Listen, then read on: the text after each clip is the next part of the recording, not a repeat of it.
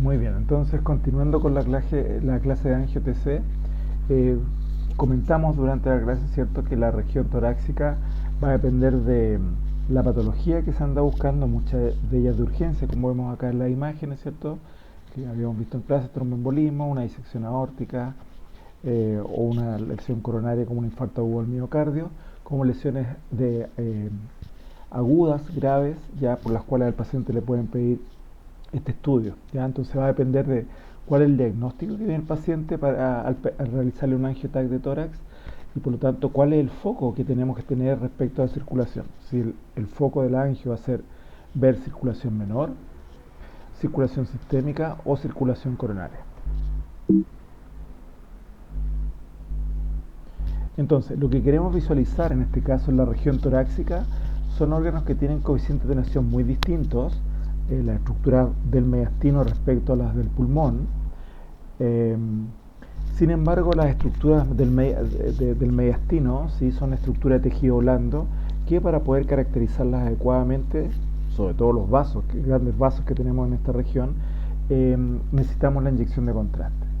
Este medio de contraste nos puede generar artefactos producto de este bolo de contraste que vamos a inyectar por una vena, y sabemos también, ¿cierto?, quizás cómo solucionarlo con las distintas técnicas que vimos como técnica de inyección. Otro problema que se nos puede generar acá es que se pueden generar artefactos por movimientos pulmonares o movimientos cardíacos.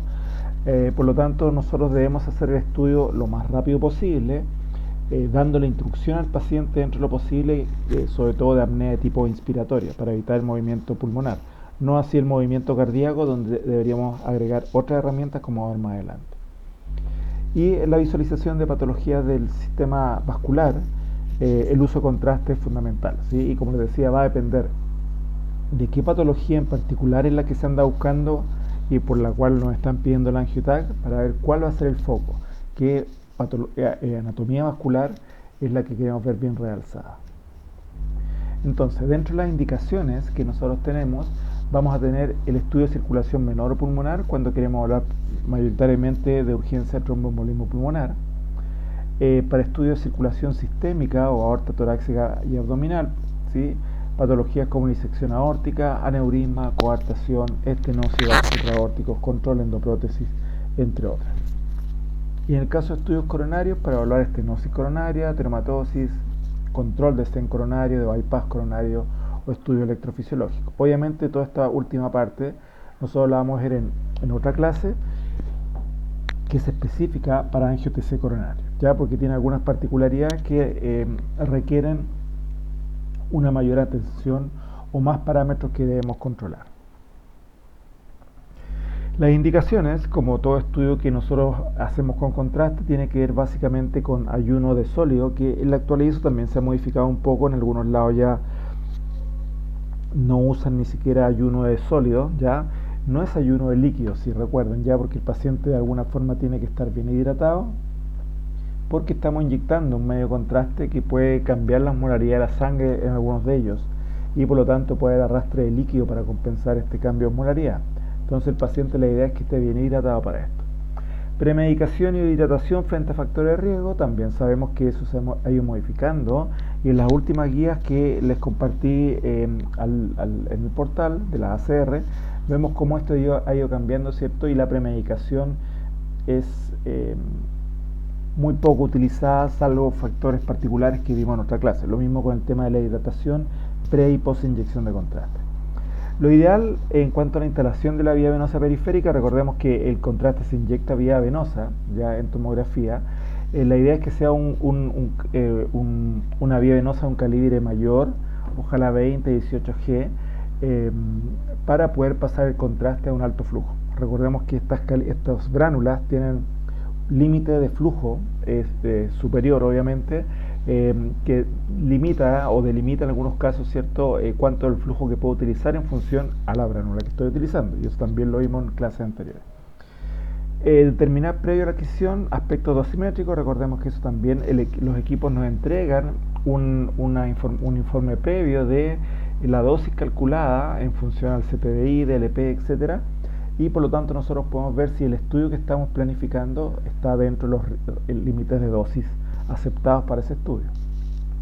Y evaluar las condiciones hemodinámicas del paciente, como también, ¿cierto?, vimos cómo esto podría generar alteraciones, sobre todo en criterio de calidad del angio, como es la opacificación del vaso.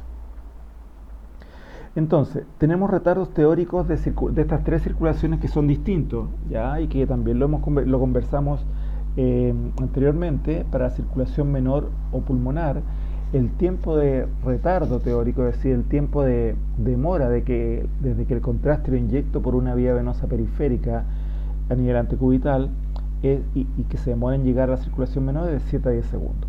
Eso para la media de la población, no los grupos etarios extremos ni pacientes con cardiopatía. Lo mismo es cierto para la circulación mayor o sistémica, donde el delay, bajo estas mismas condiciones, es de 15 a 20 segundos, y para la circulación coronaria o cardíaca 20 a 22 segundos.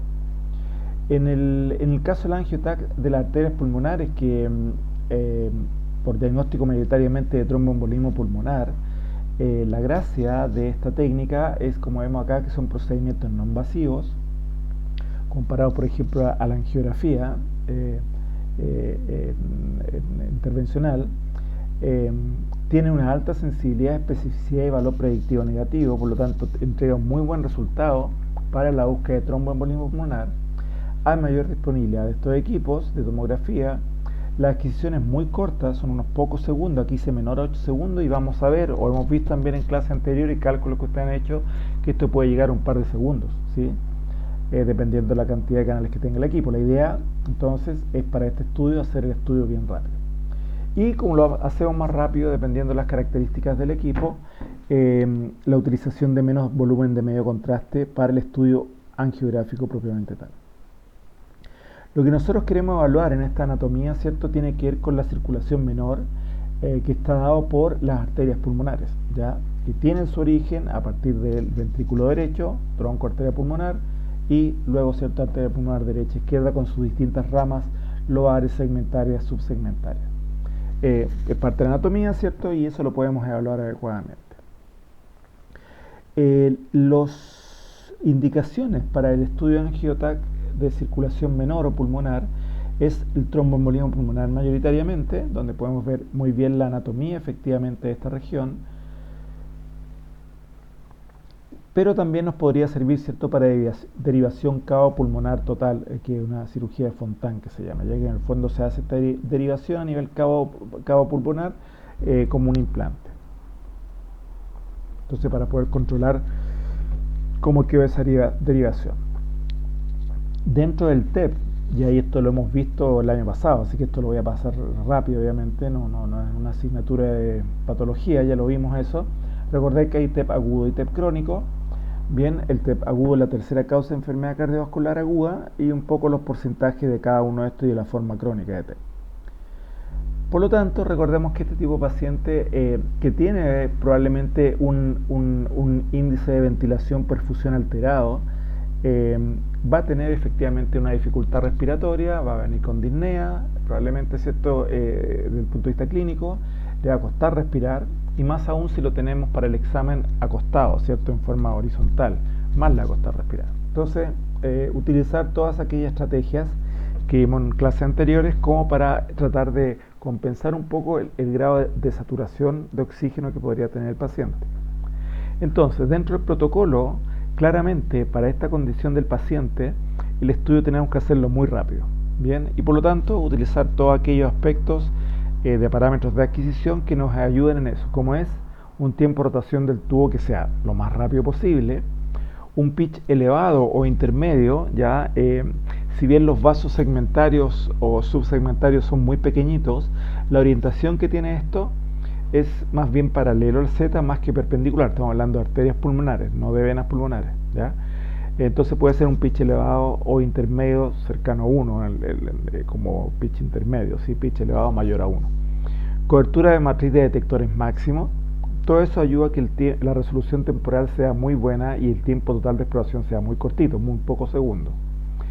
En algunos casos, como sale acá, ¿cierto?, el estudio podría ser gatillado. Vamos a ver, ¿cierto?, sobre todo cuando lo que queremos evaluar es el origen de la aorta en la circulación mayor, que se origina, ¿cierto?, acuérdense, en relación al ventrículo izquierdo que se está moviendo. Por lo tanto, si queremos ver esa raíz aórtica sin movimiento, una estrategia es hacer el estudio con gatillado cardíaco. También dentro de la creación del protocolo vamos a tener una mejora en la resolución de bajo contraste, resolución de contraste que conocemos, según las características del paciente, y podemos por lo tanto controlar el miliampere a través de las herramientas que tenemos para eso con el modulador de corriente, usar algoritmos matemáticos de baja frecuencia e indirectamente la utilización de este medio de contraste iodado que ayuda a una mejor resolución aún de contraste. Dentro de la resolución de alto contraste, lo ideal es una adquisición con corte un poquito más grueso y retrospectivamente reconstruir más fino según el tipo de vaso que estamos estudiando, básicamente porque vamos a utilizar idealmente, ¿cierto?, este miliampere controlado a través del modulador de corriente. Entonces, en la plataforma que les mostré el otro día, aquí nosotros podemos ver que efectivamente este estudio lo vamos a programar siempre helicoidal.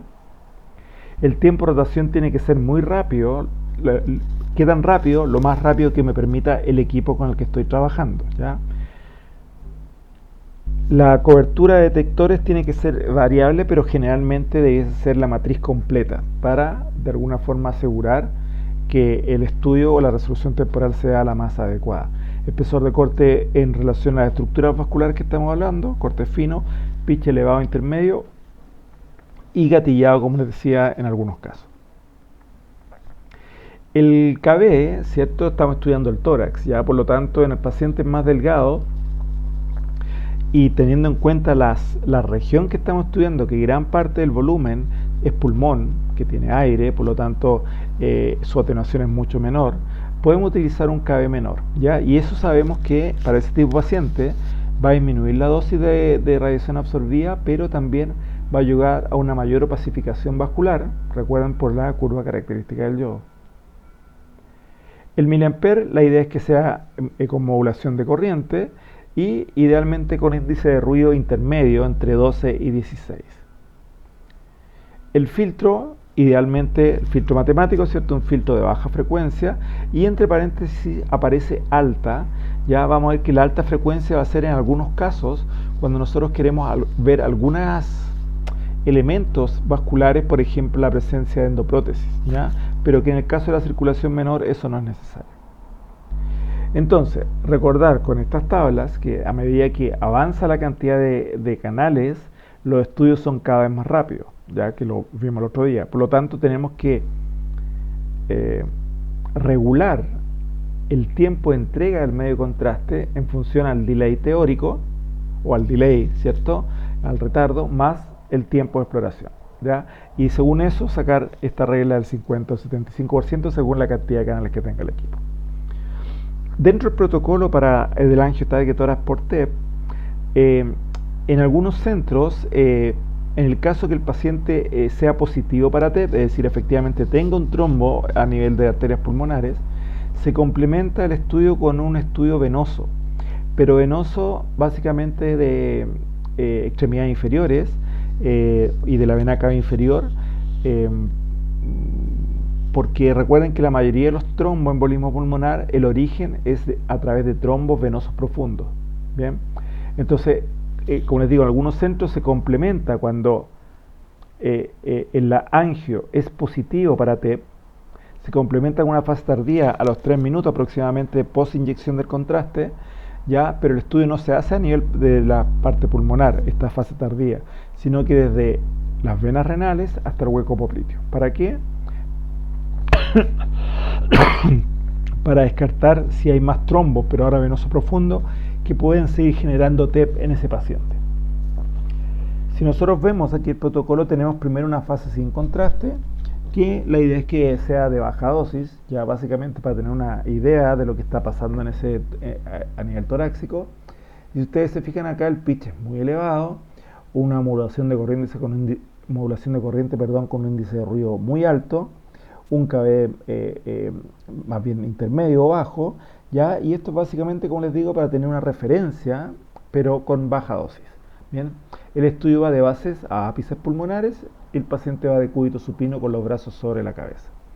La fase arterial, que es la angio propiamente tal, lo ideal también es usar un pitch elevado, aquí tenemos 1.3 o más, ¿sale? ¿Cierto?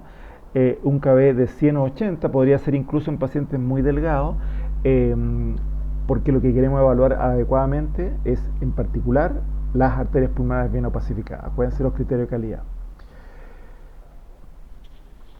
El miliamper modulado, ¿sí? El tiempo de exploración es de 3 a 7 segundos, muy rápido, dependiendo de la cantidad de canales. Vamos a hacer el estudio con lo más rápido que podamos, con los parámetros que ya vimos anteriormente. El retardo de inyección van a ser 7 a 10 segundos, el flujo de inyección 4 a 5 ml por segundo. Vimos el otro día en clase, ¿cierto?, cuál era la relación entre este flujo y este rango de delay. Volumen de contraste tiende a ser volúmenes bajos, ¿ya? Y mientras más rápido sea el equipo, probablemente menos volumen de contraste necesitamos para este estudio. El estudio, ¿cierto?, se extiende de bases pulmonares, o sea, el estudio va a ser caudo craneal hasta ápices pulmonares. Y también, lo mismo que la fase anterior, obviamente, el paciente está en decúbito supino con los brazos sobre la cabeza para desproyectarlos de la región torácica y evitar artefactos que las estructuras óseas del brazo podrían generar. Y la fase tardía, ¿cierto?, también es de baja dosis. Fíjense, el pitch es mayor, los cortes son más gruesos, porque en el fondo queremos tener solamente una referencia. Queremos mejorar la resolución de contraste acá con el contraste que está circulando, por eso y en retorno venoso. Por eso esperamos 3 minutos, 3 a 5 minutos para hacer, luego de haber inyectado el contraste, para hacer esta fase, que va de venas renales, como decía, a hueco popliteo. Otros protocolos para equipos con más canales, ya vean, para que vean ustedes un poco, ¿cierto?, estas referencias respecto, por ejemplo, al flujo a inyectar, al delay, al tiempo de exploración, etcétera. Entonces, lo que debemos controlar adecuadamente, dependiendo de lo rápido que sea mi equipo, según yo lo programe, y la cantidad de canales que otra, ¿cierto?, que tenga el equipo, que es otra variable que hace que la adquisición sea más rápida o más lenta. Entonces, los tiempos que debemos controlar adecuadamente es cuánto dura la exploración, cuál es el tiempo de tránsito vascular específico, en este caso para circulación menor, el tiempo de llegada va a ser 7 a 10 segundos, pero el tiempo de tránsito, es decir, lo que se demora el contraste en circular por las arterias pulmonares antes de volver por las venas pulmonares, es de 3 a 4 segundos, es muy rápido, ¿ya? Entonces, el estudio hay que hacerlo rápido también, uno, por la disnea del paciente, y otra porque lo ideal es que el contraste esté solamente en la circulación menor, ¿ya? Y controlar también como tiempo cuánto dura la inyección, ¿ya? Y eso tiene que ver con lo que vimos anteriormente, el volumen a inyectar regla del 50 o 75%. El darse contraste vascular, alto valor en UH, mínimo 250, como aquí los vasos UH, ¿cierto? Como aquí los vasos son pequeños, la idea es que el valor de UH sea aún mayor a esos 250. Y el otro criterio es la homogenización que hemos hablado anteriormente, ¿sí? Una variación no mayor a 15% de UH entre la parte más proximal y distal del vaso en estudio. Entonces, los tiempos de tránsito de la circulación menor es de 3 a 4 o 3 a 6 segundos, la circulación capilar 0,75 segundos promedio, el tiempo de preparación muy rápido, ¿cierto? Hay que hacerlo rápido, una muy buena resolución temporal, 2 a 5 segundos, y el delay teórico 7 a 10 segundos, con un flujo de 4 a 5 veces por segundo. Ese delay teórico, acuérdense que puede variar en ciertos grupos de la población, grupo de tallo extremo, niños o pacientes de edad avanzada, o en pacientes que tienen alguna cardiopatía. Por lo tanto, en esos casos, si no vamos a saber cuál es el delay adecuado teórico, cuánto es para el paciente, para ese tipo de paciente, usamos estas otras herramientas como el volus tracking o el volus test. El volus tracking, recuerden, lo vimos también si nosotros establecemos cortes en modo cine, establecemos un umbral de UH, que en este caso está en 100, lo hablamos el otro día, y por lo tanto cuando en la curva el valor de UH pase ese umbral, tenemos la opción de que el equipo automáticamente pase de modo cine helicoidal, o nosotros manualmente pasamos de modo cine a modo helicoidal, ¿ya? Y la idea, ¿cierto?, es poder poner un ROI adecuado para hacer esta medición. Si estamos midiendo arteria pulmonar, obviamente nosotros no vamos a poder evaluar, no deberíamos poner el ROI a nivel de la arteria pulmonar. Tenemos que ponerlo en otro lugar, que como lo vimos, ¿cierto?, en clase, podría ser en cava superior, podría ser, idealmente, si vamos a hacerlo el estudio caudocraneal, un ROI a nivel del atrio o ventrículo derecho. No sé si este video, no sé por qué no se ve.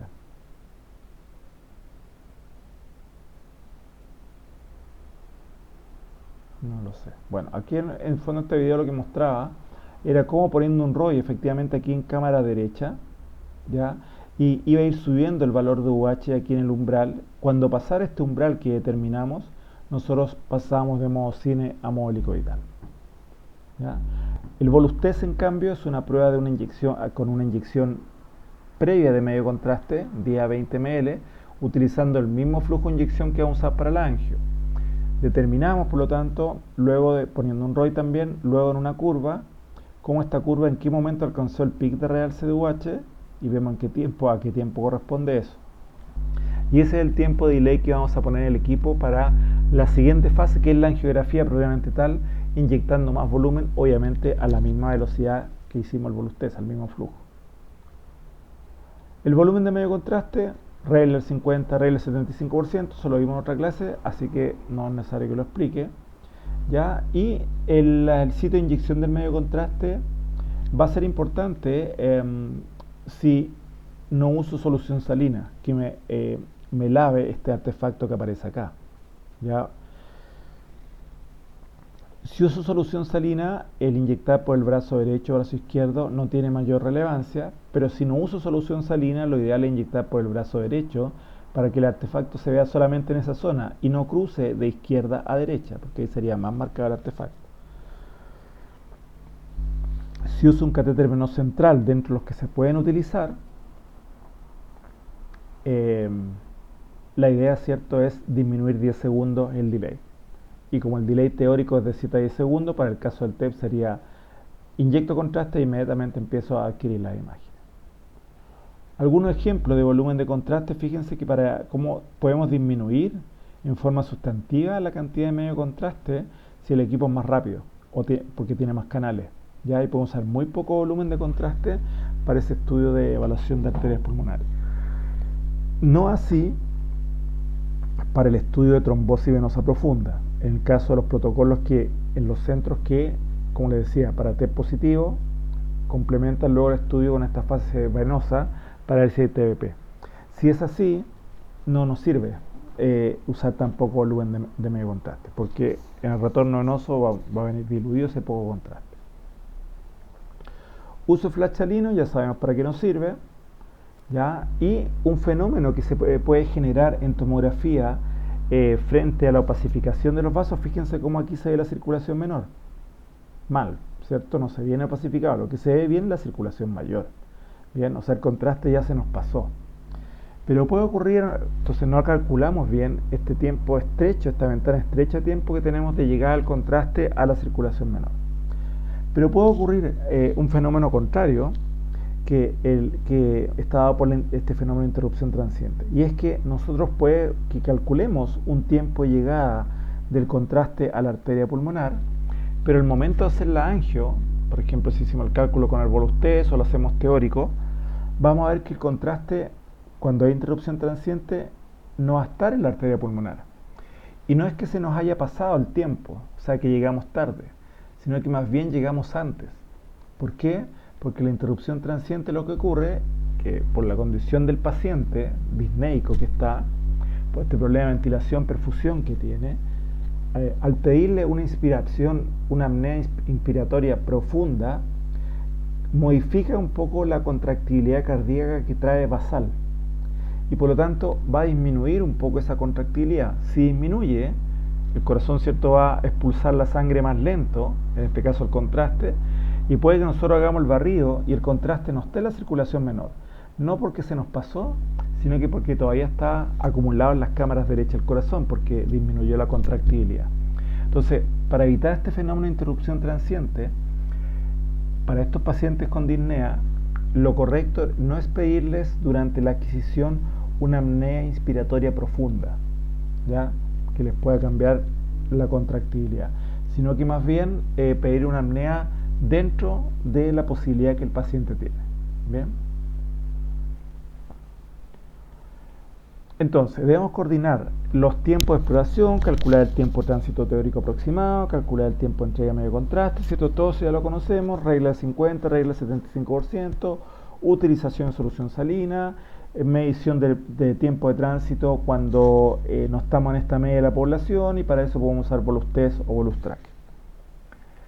Entonces, la importancia de la AngioTAC como calidad de imagen, ¿cierto? Recuerden, alta pacificación vascular, homogeneidad del vaso, evitar idealmente este artefacto que a este nivel puede ser complejo, porque si tenemos un trombo de una arteria segmentaria o subsegmentaria pulmonar, puede que este trombo, este artefacto en la cava superior nos dificulte la visualización de algunos segmentos del lóbulo superior derecho, y por lo tanto algunos trombos no verlos por el artefacto que se está generando acá. Entonces lo ideal, como vemos acá, ¿cierto?, es que el contraste se lave.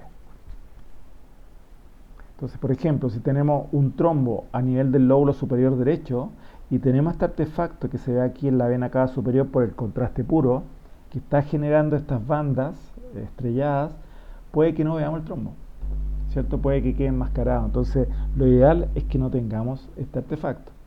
Y para eso podemos usar solución salina, pero recordemos que el estudio y el tiempo de llegada a las arterias pulmonares es muy rápido, ¿sí? Entonces, tenemos que ver cómo controlamos para que la solución salina en ese poco tiempo alcance a lavar esta zona, ¿ya?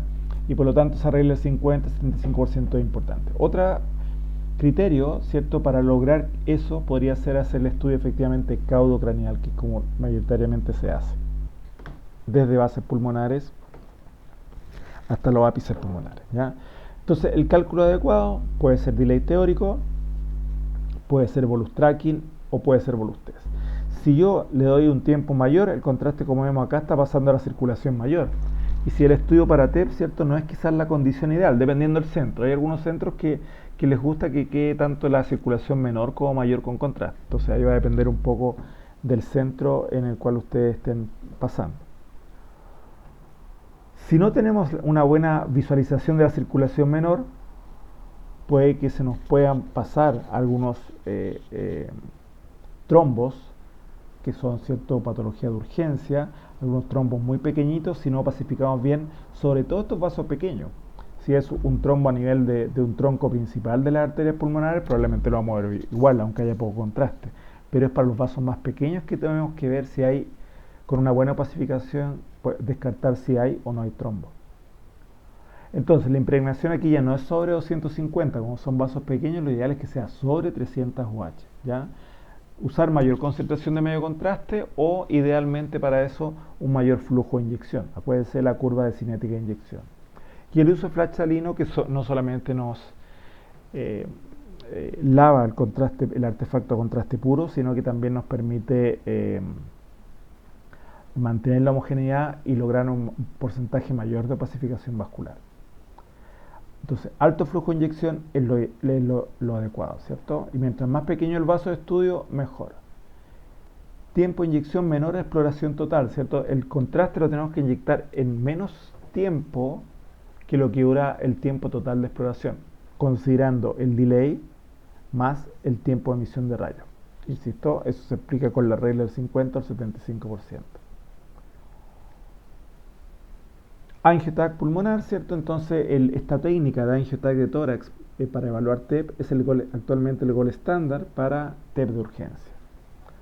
Ya no voy a entrar en detalle en esto, que tiene que ver un poco con los factores que llegan a la formación del trombo, porque ya lo hemos visto anteriormente, ya solamente lo pongo como recordatorio, ya porque obviamente se los puedo preguntar igual, pero no voy a entrar en detalle en estos factores porque, insisto, lo vimos en asignaturas anteriores.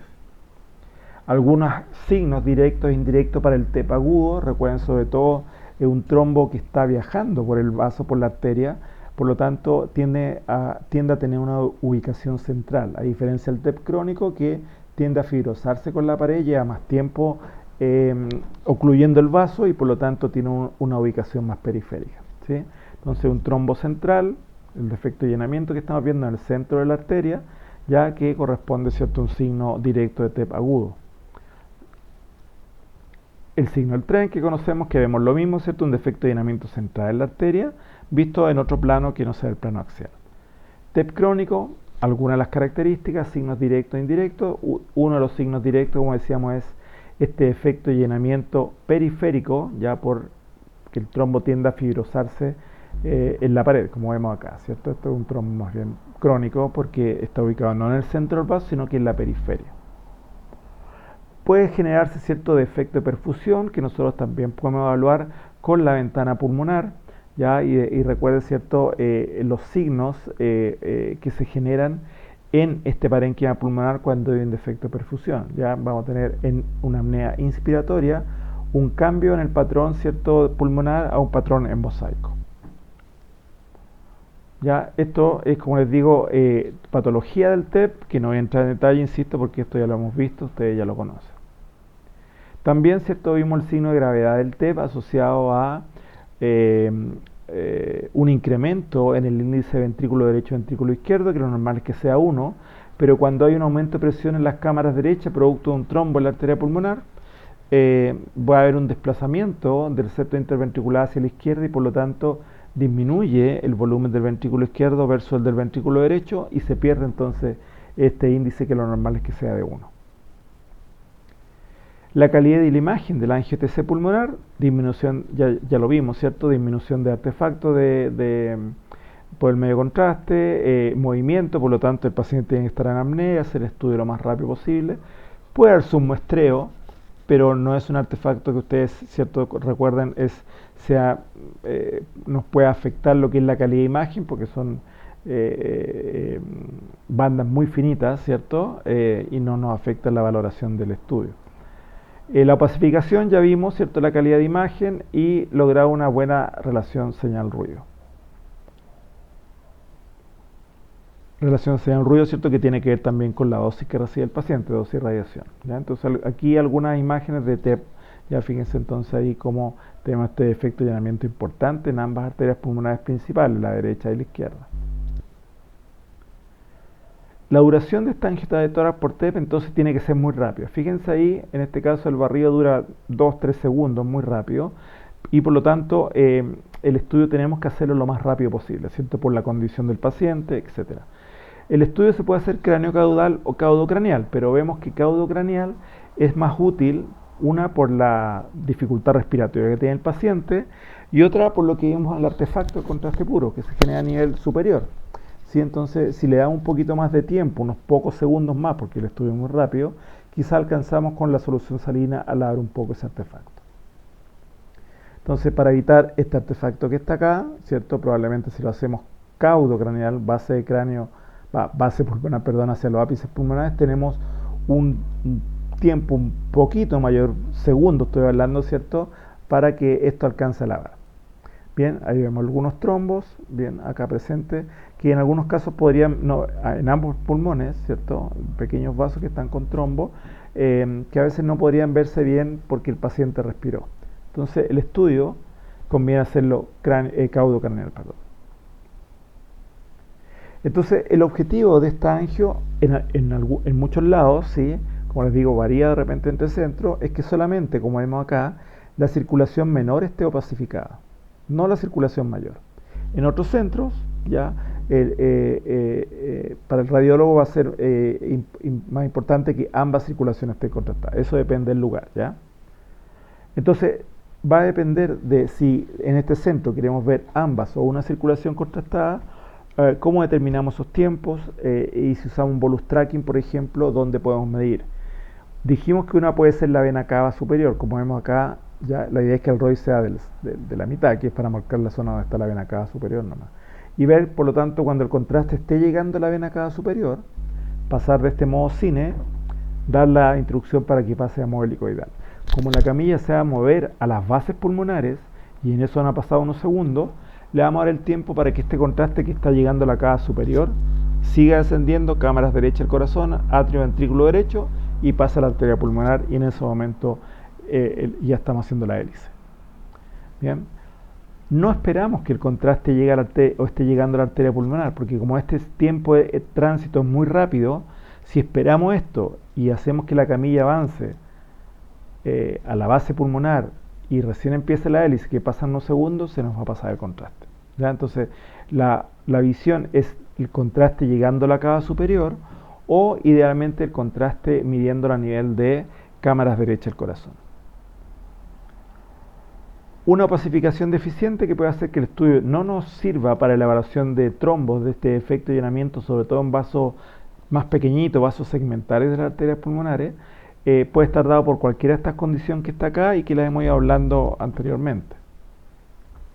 La ventana de visualización, recuerden, siempre es una ventana angiográfica y fíjense cómo ahí este artefacto que se está generando por el contraste puro en la cava se ve distinto en cuanto a opacificación porque lo que modificamos fue la ventana a una ventana angiográfica.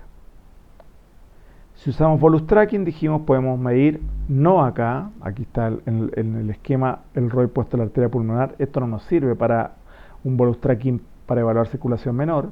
Lo correcto sería, cierto, en cava superior o idealmente mejor en cámara derecha. Si el paciente es positivo para TEP, recordemos que, como les dije anteriormente, la causa más frecuente del TEP es un TVP, una trombosis venosa profunda.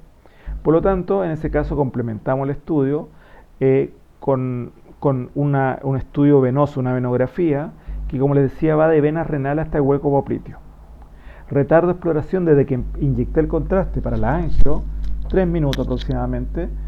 El estudio lo hacemos con corte grueso, ya porque básicamente queremos disminuir dosis, 1 mA o 1 mA segundo bajo, un pitch alto, algoritmo SOFO de baja frecuencia o estándar, y visualización con H ventana más estrecha, porque lo que queremos ver es ahora si en la vena, en alguna parte de la vena cava inferior, o de más inferior hasta el hueco popliteo, hay algún trombo, una trombosis venosa profunda, porque ese trombo se puede desprender y generar más TEP en el paciente. ¿Ya? Entonces el tratamiento en ese caso cambia para el paciente. Un tratamiento cuando un paciente tiene TVP, por ejemplo, es la instalación a nivel de la vena cava inferior de una malla, ¿ya? Que se llama filtro vena cava, y que ese filtro, que tiene una forma como un paraguas, que se abre una vez que está dentro de la vena cava, esto se hace a través del procedimiento endovascular, se abre y por lo tanto es como un paraguas, de hecho se le llama paraguas también, y por lo tanto si un trombo va subiendo por la vena cava inferior y que va a llegar a la circulación menor por el trayecto que tiene, ese recorrido, puede generar TEP. Entonces esta malla lo que hace, este paraguas, es atrapar este trombo para evitar que siga subiendo y luego, ¿cierto?, lo va degradando a poco. Entonces, ahí hay un TVP, ¿cierto? Ahí tenemos arteria, ahí tenemos vena. Ya, nuevamente arteria y vena, y vemos que tiene en el centro de la vena tiene un defecto de llenamiento. Ese es un TVP, ¿ya? Y eso es lo que evaluamos con este segundo barrido venográfico. Obviamente las dosis de radiación podrían ser un poco más altas, hacer una nueva fase que va de venas renales a huecos popliteos, que sería la venografía. Entonces, por eso que en algunos centros se hace, no en todos, para test positivo, ¿ya? Y cuando se hace, la idea es que sea con técnica de baja dosis. Se puede hacer un Doppler también, ¿cierto? Como para una ecodoppler, como para poder también evaluar la presencia de trombos en la extremidad inferior, eso es la vena cava inferior, que pueda, ¿cierto?, ser un TVP, que posteriormente derive nuevamente en un TEP. Bien, ese es el angiotaque de tórax para evaluar circulación menor. Pero también podemos hacer un angiotaque de tórax para evaluar la circulación mayor, circulación sistémica y por lo tanto patología presente a ese nivel. Aquí los tiempos de tránsito de circulación mayor es mucho más amplio, tenemos una ventana mayor, fíjense, de 16 a 40 segundos, frente a los 3 a 6 segundos del tiempo de tránsito de la circulación menor. Es decir, si usted hace un angio de circulación sistémica de la aorta, lo más probable es que les quede bien, ya, porque tenemos una ventana de tiempo de circulación, de tiempo de tránsito que es mucho mayor, ya. La angio de aorta probablemente sea la más fácil de realizar en cuanto a los tiempos, porque lo más probable es que con este tiempo este rango de tiempo que tenemos, que es muy amplio, vamos a apuntarle al tiempo en el cual el contraste esté viajando por esta circulación mayor. Tiempo de exploración de 6 a 15 segundos, delay teórico 15 a 20 segundos, fíjense, flujos de 3 a 5 ml por segundo. ¿Por qué 3 ml por segundo? Un flujo un poco más bajo, cuando dijimos que los flujos para las angios arteriales deberían ser más altos, porque lo que estamos hablando aquí es la aorta, que tiene un diámetro, un calibre mayor, ¿ya? Entonces necesitamos tanto flujo para pacificar bien ese vaso de calibre mayor, ¿ok? Mientras más pequeño el vaso, como lo vimos en clases anteriores, mayor debiese ser el flujo. la aorta, ¿cierto? Tiene un calibre mayor y por lo tanto no es necesario un flujo tan alto. Bueno, un poco el tiempo de tránsito, ¿cierto? Tenemos un tiempo mucho mayor de tránsito a nivel de la circulación sistémica, por lo tanto, el que le apuntemos a la pacificación vascular adecuada en la aorta es mucho más fácil. Entonces, el bolus tracking acá, nuevamente, ¿cierto? Nosotros podemos incluso ponerlo en la misma aorta, ¿ya? Y acuérdense que del cine a la hélice, pasar del modo cine al modo hélice, se demora unos segundos. Sin embargo, como tenía un tiempo de tránsito tan amplio, igual nos va a quedar bien la angio, aunque estemos poniendo el ROI en la aorta, ¿ya? Así que eso también para tenerlo en consideración. Nuevamente los volúmenes, regla esta que no voy a explicar nuevamente. La creación de protocolos, el tiempo de exploración tiene que ser corto, pero no el más corto como en el caso anterior. O sea, el estudio, si por ejemplo es de la aorta completa, tórax abdominal, hasta la ilíaca o incluso más abajo, si lo hacemos muy rápido, puede que lleguemos a la parte distal de la arteria antes que el contraste y perdamos, ¿cierto?, el criterio de homogeneidad vascular. Entonces, hay que hacerlo rápido, pero nunca tan rápido como el caso anterior de la circulación menor. Entonces puede ser un tiempo de rotación rápido, subsegundo, pero no el más rápido del equipo. Por lo mismo el pitch podría ser incluso intermedio, ya para evitar ganarle al contraste en la parte más distal de ese vaso sistémico que estemos estudiando. Cobertura matriz detectores máxima, ¿sí? Máxima, y podría ser gatillado cuando, por ejemplo, en esta circulación sistémica, como les dije anteriormente, queremos evaluar desde la raíz aórtica, es decir, desde su origen a nivel del ventrículo izquierdo. Cuando el ventrículo se está moviendo, el corazón se está moviendo, esa raíz aórtica se podría ver con artefacto por movimiento. Para evitar eso, ¿cierto?, en la visualización de la raíz aórtica, el estudio lo podemos hacer gatillado. Bueno, mejor resolución de contraste según características del paciente y también de alto contraste, resolución espacial, adquirir con corte un poquito más grueso y luego retrospectivamente cortes finos.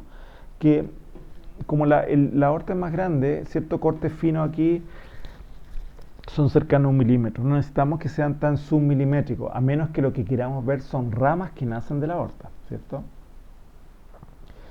Indicaciones de circulación sistémica, todas estas que están acá, ya que insisto, ya las conocemos por clases anteriores. El protocolo del AngioTAC va a ir modificándose y va a ser más rápido, obviamente, y con mejor calidad de imagen, porque el corte puede ser más fino, sobre todo para las reconstrucciones, mientras más canales tenga el equipo. Y vemos la diferencia de calidad de imagen entre equipos de distintos canales, ¿sí? En los cuales obviamente si más canales tengo, el estudio lo puedo hacer más rápido y con cortes más finitos, ¿sí? Bueno, lo que es la disección aórtica, recuerden que tenemos tipo A, tipo B, ya no voy a entrar en detalle en eso porque, insisto, eso ustedes ya lo conocen. Acuérdense la importancia de la disección, la clasificación de la disección tipo A versus la tipo B. La visualización de un doble lumen acá, ¿cierto? Recuerden que tiene que ver con el grado de ruptura de la capa íntima. El contraste aquí, el lumen verdadero por donde va el contraste, bien opacificado. El lumen falso es el que se ve un poco más diluido. Si la ruptura de la capa íntima, en el caso de la disección, es más grande, el flujo de contraste y de sangre, ¿cierto?, va a ser mayor también hacia el lumen falso y por lo tanto la densidad, tanto el lumen verdadero como el lumen falso, va a ser más bien homogénea. Como en este caso que vemos acá, ¿cierto? En esta primera imagen vemos que tanto el lumen verdadero como el falso tienen una misma coloración, en este caso para el VR, porque tienen valores de UH similares. El aneurisma aórtico, ya no hay, la coartación aórtica, que es lo contrario, en vez de un aumento sustantivo mayor al 50% de su diámetro, en la coartación hay un estrechamiento de este, que puede ser pre o postductal. Ya, lo mismo en este caso, estenosis de vasos supraaórticos, de los vasos que nacen del arco aórtico, que es circulación sistémica, ¿sí?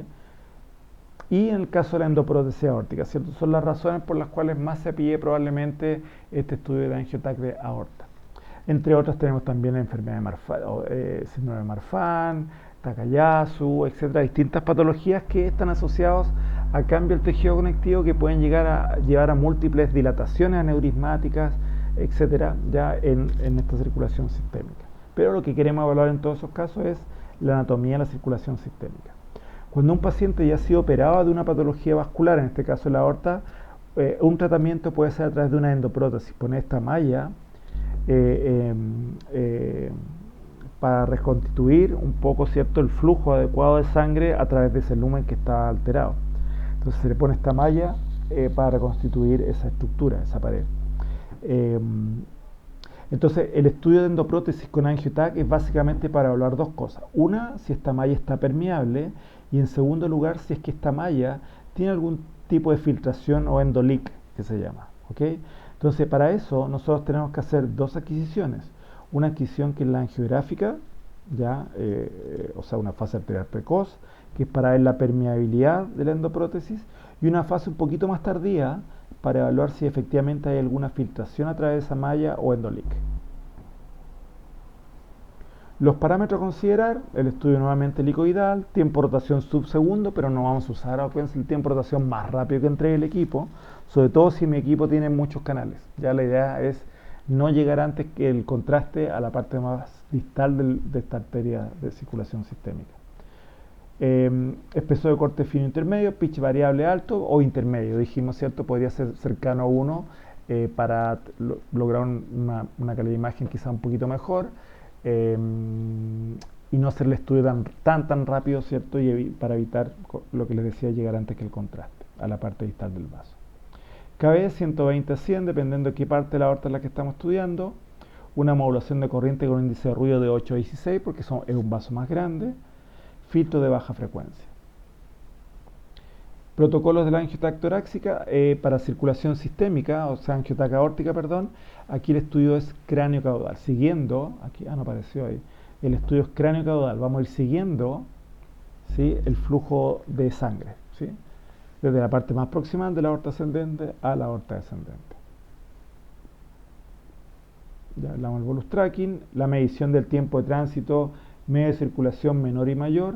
La idea con todo esto que está apareciendo acá tiene que ver con que nosotros sepamos calcular, tomando en cuenta el tiempo total de emisión de radiación más el tiempo de delay, puede determinar durante cuánto porcentaje de ese tiempo total nosotros vamos a estar inyectando contraste. Y que, insisto nuevamente, está asociado a la regla del 50 o 75%.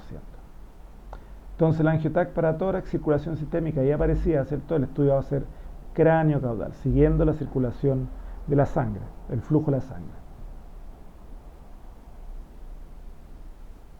Como aquí es circulación sistémica y tenemos un tiempo de tránsito mayor, efectivamente nosotros podemos poner el bolus tracking, más que fijándonos en la cava o el contraste llegando a la arteria pulmonar. Cuando el contraste llegue efectivamente a la aorta, en ese caso en ese momento pasamos de cine a hélice. Tenemos un tiempo de tránsito súper amplio, donde el cual el estudio nos va a quedar adecuadamente. Por lo tanto, si el estudio es de la aorta completa, ¿cierto?, nace el ventrículo izquierdo y termina a nivel de las ilíacas. Entonces, el estudio completo de aorta o un estudio de aorta involucra todo eso. Si ustedes les piden una angioTAC de tórax para evaluar circulación sistémica, evaluar la aorta, el estudio tiene que ser del órgano, que sería la aorta, ¿ya? Y por lo tanto tienen que incluir o extenderse hasta la bifurcación de la aorta en las ilíacas. ¿Okay? Como es un vaso de mayor calibre, la opacificación sobre 250 es más fácil lograr, y por lo tanto con un flujo no necesariamente tan alto.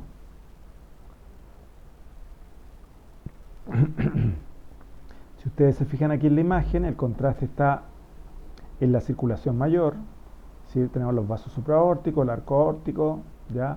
Aorta ascendente, aorta descendente. La circulación menor ya no tiene contraste, ya pasó, ¿sí?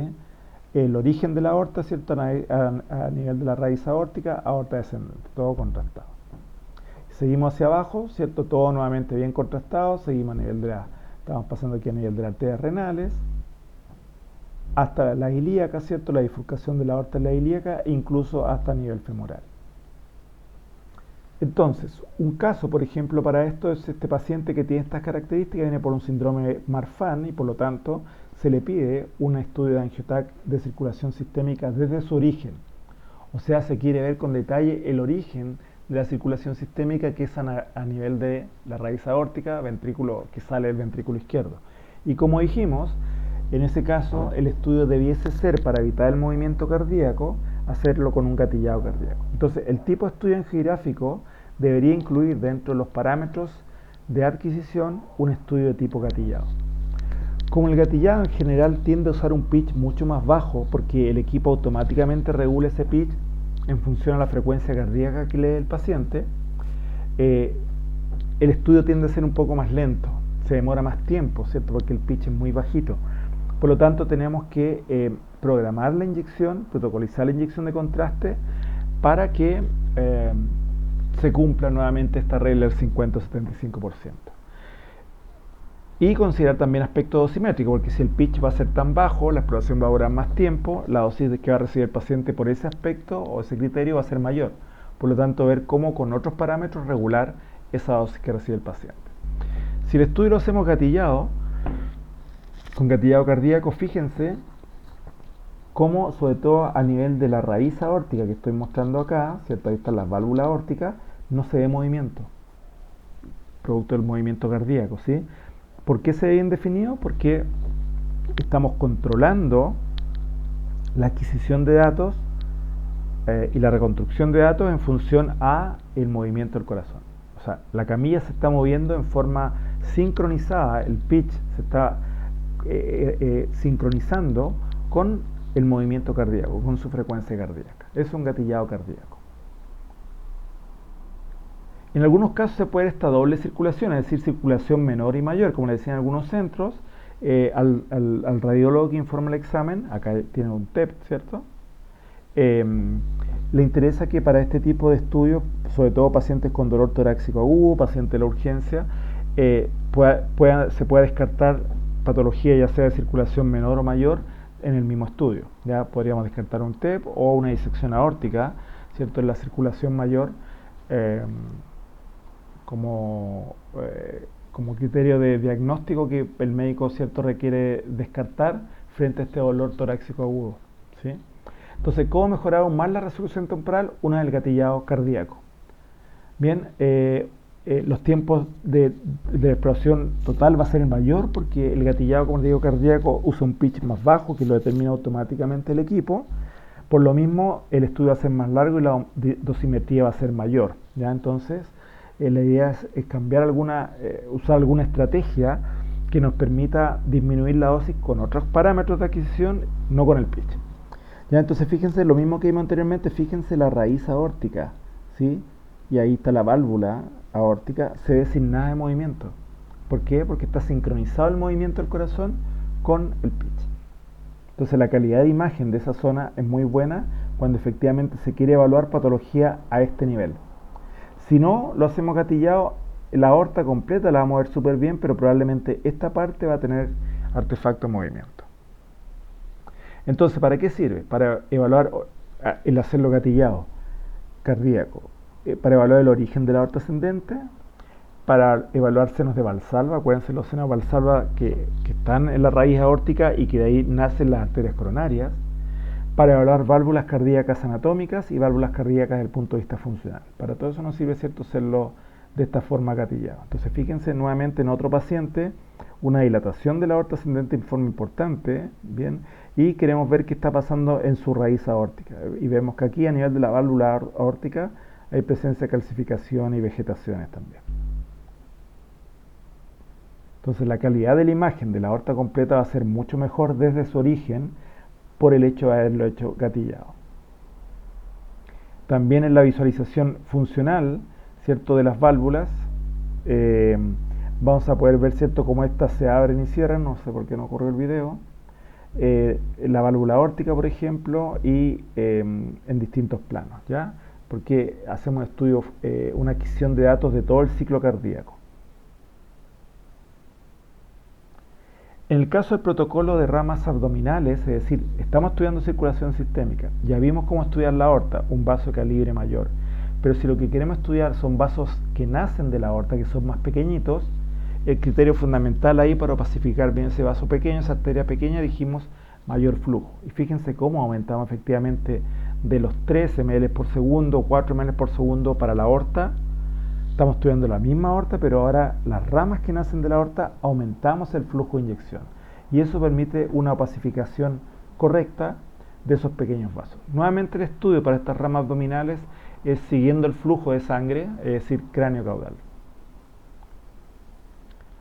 Y entonces podemos lograr una alta opacificación, ¿cierto? Aquí hay ramas de arteria mesentérica, tronco celíaco, etcétera, que son vasos más pequeños, arterias lumbares, ¿sí? Que son más pequeñitas, aprovechando un poco las características de nuestro equipo, que permite hacer cortes muy finitos, una buena resolución espacial, pero esa opacificación se logra básicamente, o la visualización adecuada del vaso, y si hay alguna lesión en él, con una alta opacificación. Y eso se logra mayoritariamente con aumentar el flujo de inyección.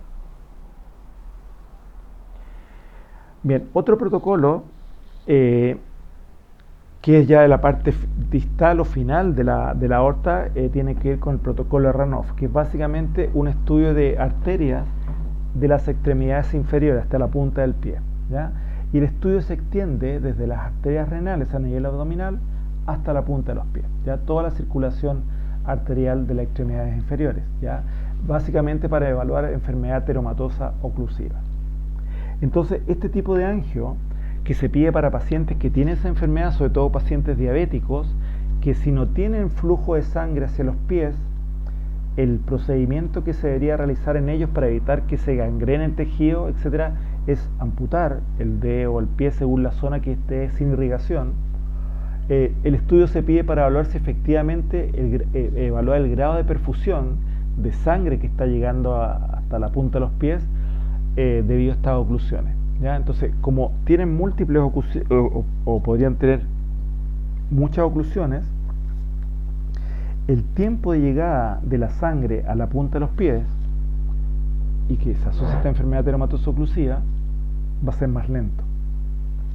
Y por ende, el tiempo de llegada del medio contraste a la punta de los pies también va a ser más lento. Entonces, este tipo de angio, para que nosotros nos aseguremos que el contraste llegue hasta la parte más distal de la arteria que esté perfundida, tenemos que hacerlo más lento, para dar el tiempo a eso, ¿cierto? Que el contraste llegue a la punta de los pies. Entonces, esta angio, a diferencia de la otra, que nosotros tratamos de hacerla súper rápida, esta la vamos a hacer más bien lenta, ¿ya? Como les digo, con ese objetivo, esperar a que el contraste llegue a la punta de los pies. Si lo hacemos muy rápido y nosotros llegamos antes a la punta de los pies, antes que el contraste, eso se podría interpretar con que el paciente no tiene irrigación hacia la punta hacia el pie, o sea, la punta del dedo del pie, y por lo tanto el procedimiento sería amputar. Entonces tenemos que tener muy claro que que esta angio tiene que ser bien realizada para evitar una interpretación errónea respecto a ese diagnóstico que se está haciendo, ¿ya?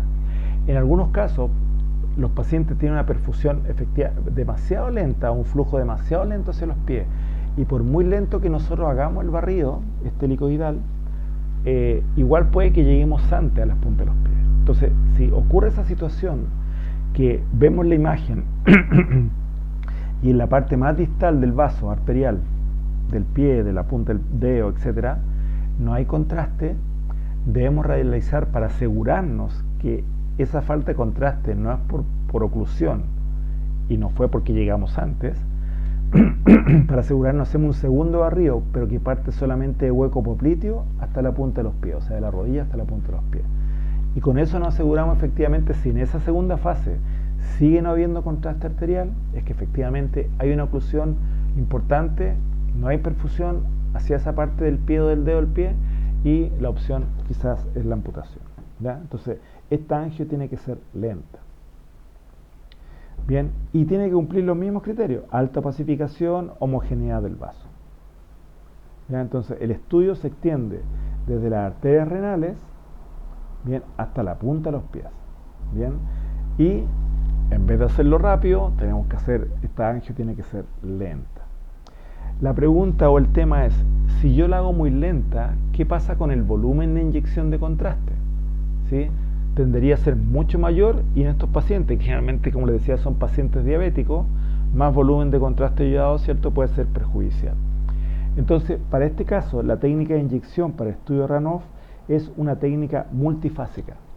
Es decir, vamos a inyectar contraste, hay distintas fases de inyección de contraste, una tras otra, como lo vimos el otro día en clase, a distintos flujos decrecientes. Vamos a partir por un flujo más alto, luego vamos a seguir otras fases con flujo más bajo, ¿ya? Eso lo vamos a ver el día que nos juntemos presencial para que hagamos ejercicio, ¿ya? Y vemos cómo determinamos ese volumen. Otra angio que se realiza, ¿cierto?, el angio de extremidades superiores, que básicamente se estudia desde el arco aórtico hasta la punta de los dedos de las manos, y se pide para síndrome perculotorácico, linfedema de extremidades superiores, síndrome de Raynaud, trombosis venosa profunda y claudicación. ¿Ya? Entonces, este estudio se hace, como le decía, desde el arco aórtico, del cual nacen los vasos supraórticos, dentro de los cuales van los que van hacia las extremidades superiores, y se hace con brazo arriba y brazo abajo, ¿ya? Primero se hace con brazo arriba, el paciente está con los brazos sobre la cabeza, y el barrido lo hacemos desde el arco aórtico hasta la punta de los dedos. Eso se llama maniobra de Addison modificada, ¿ya? Luego hacemos un segundo barrido, una segunda adquisición y una segunda inyección de contraste con un volumen un poco menor, pero solamente acotado a la región del arco aórtico y de la subclavia, bien, solamente en esa zona. Hay que tener cuidado de que la inyección tiene que ser contralateral a la lesión, es decir, si el paciente tiene la patología del brazo derecho, hay que inyectar por el brazo izquierdo. Si la patología está en ambas extremidades superiores, la inyección es por extremidad inferior, o sea, hay que pinchar el pie. Entonces, maniobra de Addison modificada es hacer el estudio con los brazos arriba, desde por debajo del arco aórtico hasta la punta de los dedos de las manos, ¿ya? Esa toda es la extensión completa de la anatomía vascular. Y después con los brazos abajo, solamente esta región que está acá, ¿ya? Es decir, arco aórtico, la región del arco aórtico, no sé si puedo, pero igual lo ven acá, ¿cierto? Sería esta región que está acá.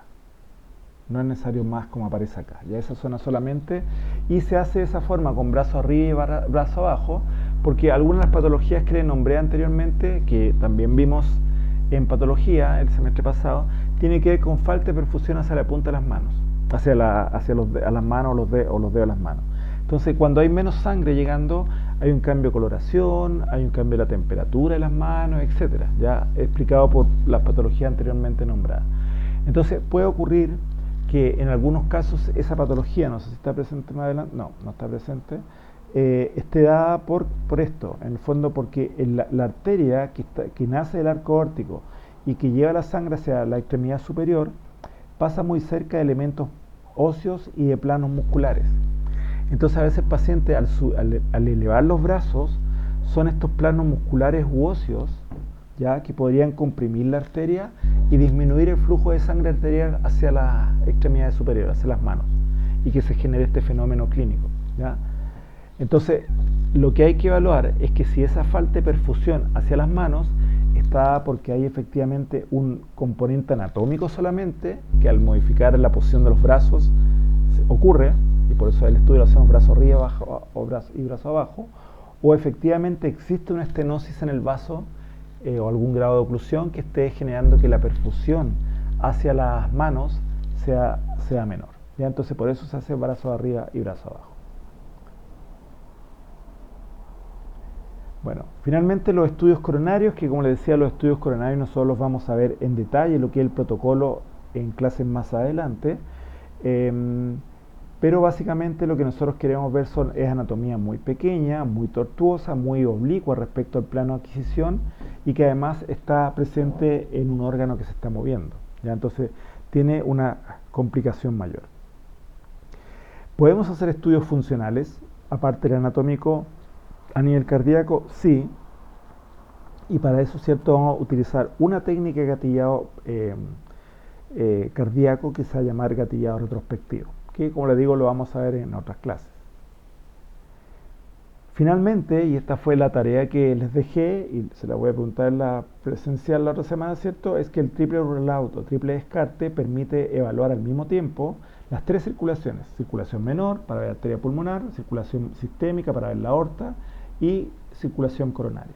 Para evaluar TEP, disección o infarto o miocardio. ¿Ya? Entonces evaluamos las tres circulaciones en el mismo barrido, ¿ya? Y con una única inyección de contraste. Entonces la pregunta es, ¿cómo vamos a lograr esta opacificación tanto de circulación mayor como de circulación menor, ¿cierto? Y circulación coronaria al mismo tiempo, cuando los tiempos son distintos, ¿cierto? De llegar al contraste arterial. Entonces aquí vemos, por ejemplo, aorta ascendente, la coronaria izquierda principal que nace del seno valsalva izquierdo. Vemos ventrículo, o sea, atrio izquierdo, perdón, y la llegada a las venas pulmonares, pero también vamos a ver las arterias pulmonares. Ya, por ejemplo, no, aquí no se alcanza a ver, vamos a ver también las arterias pulmonares, no aparece ahí la imagen, ¿ya? Tres circulaciones en una única adquisición, ¿ya? Entonces la pregunta es, ¿cómo logramos efectivamente hacer ese triple descarte como una estrategia útil, sobre todo en pacientes de urgencia que vienen con una clínica un poco inespecífica, solamente acompañado de este dolor torácico agudo? ¿Bien? Bien, eso era la clase entonces de AngioTag. La idea es que el lunes, ¿cierto?, antes de las otras clases y después del control de entrada, podamos, las dudas que tengan respecto a esto, preguntarlas. Así que la clase, la primera parte va a estar enfocada a las dudas que tengan respecto a esto, así que para que vean la clase.